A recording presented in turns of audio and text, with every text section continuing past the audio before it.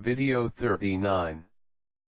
May 21, 2011. Mythi. The Greeks were not happy with the explanation you gave about their origin. Do you know of any more relevant information about the Greeks?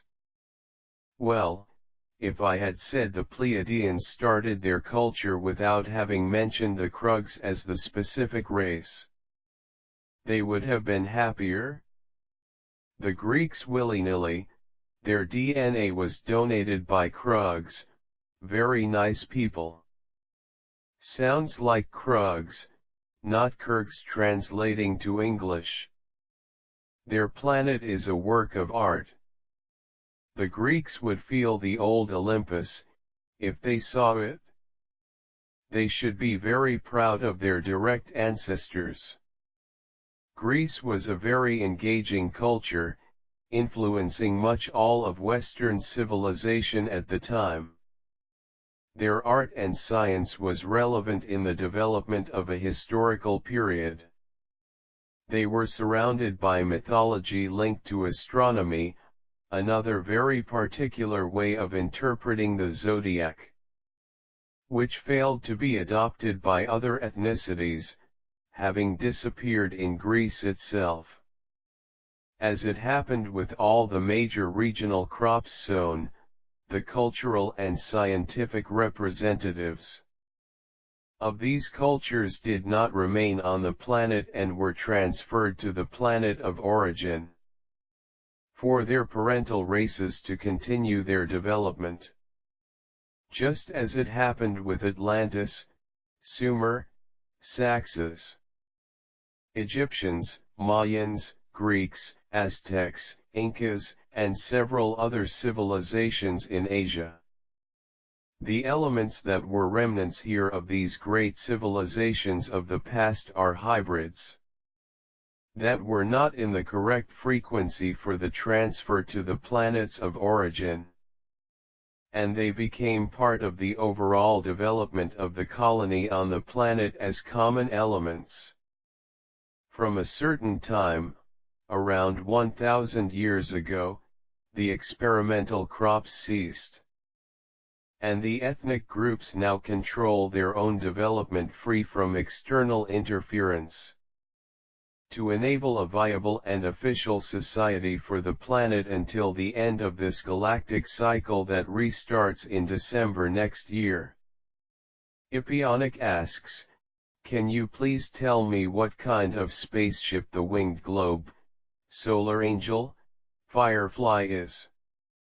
And if this has to do with the winged globe's art found in ancient Egypt, Sumerian, and some more places on Earth? Has it to do with the Anunnaki? Ipionic, several vessels have a boomerang shape or have wing stabilization of various formats. Some others are retractable and stationary. There are ships that look like stars with many tips when they open all the panels, like this ship from Sirius in this film. The ship-shaped wings of an eagle that you mentioned belongs to a solar system in your galaxy called Gorlak, a humanoid society, like yours will be in 1,000 years. There is an energy system that does not use drums of antimatter but is based on energy concentrators, and are loaded in the vicinity of the suns. It is widely used by societies who do not want to depend on external sources of technology for their ships. These ships have nothing to do with the old Anunnaki. A friend asks, if Elenin is part of the Nibiru system, and this system is being delayed by Krullians, why is Elenin not also delayed at the same time because of Nibiru's gravity attraction? If it is too late to delay Elenin, it means that Elenin is going outside of Nibiru's gravity, and it will behave like an autonomous body, or I forget some detail. Friend, This comet Elenin is the nucleus of iron from a large moon of Jupiter that was destroyed in the last passage of Nibiru through the solar system. It is in an orbit slightly different but follows the same pattern of time of Nibiru. It is out of reach of the gravitational pull of Nibiru. Ron asks, at the underground base in New Mexico, do you know if the U.S. government is allowing reptilians to perform experiments on humans? Also, can you confirm if at that facility reptilians are feeding on humans? Ron, like I said, in these bases and laboratories they do various types of hybridization experiments on humans. They want to create a hybrid race that would be considered humanoid. They do not eat humans since their preferences are goats, poultry, and fish, but they eat processed meat of cows as well. If there were nothing else to eat on the planet, as a matter of survival, they certainly would eat humans, and humans would certainly eat lizards. Right? James asks, Mythi, is there any truth to our horoscopes? Is there a correlation between the planets and our birth date at the time of our actual birth? What about the Chinese calendar, each year representing different animals? Is there some truth to any of this? James, using the games on your visible zodiac constellations is a very old practice of trying to determine the relationship influences of stellar positions with the date of your birth. In fact, these stars are too distant to make any difference in terms of your energy as fetuses.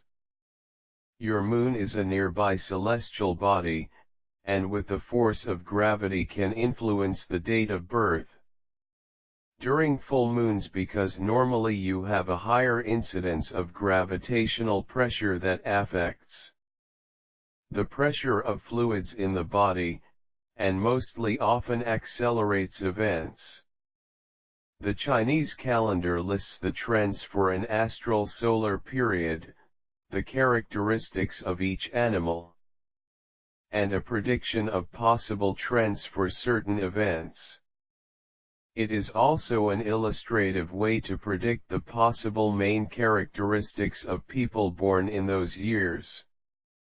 The date of births has virtually no influence on the type of behavior or personality of individuals. Ed asks, there is a video on the net about some aliens in contact with the Russians.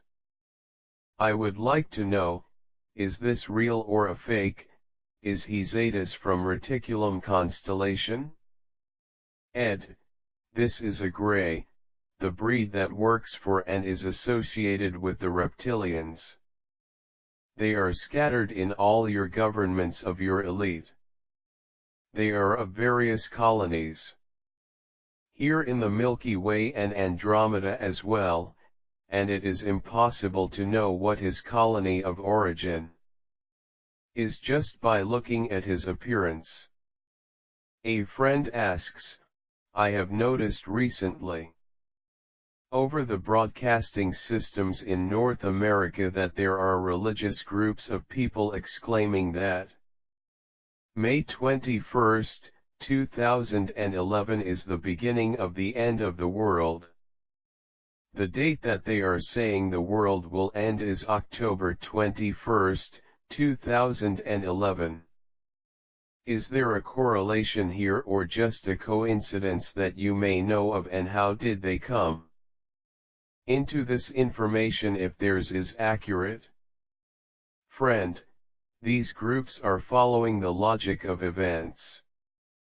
They are seeing the movement of your governments, the unofficial forecast of events, and the information that September and October will be difficult months. Based on this information, Anyone can connect the events of a religious doctrine, as it is very logical that this happens in many of your religions. Probably the elite of your churches represented by the Pope should make some strange statements to the faithful followers during this year. Boris asks, how do you make 600 million of other biological bodies for Earth victims to reincarnate in?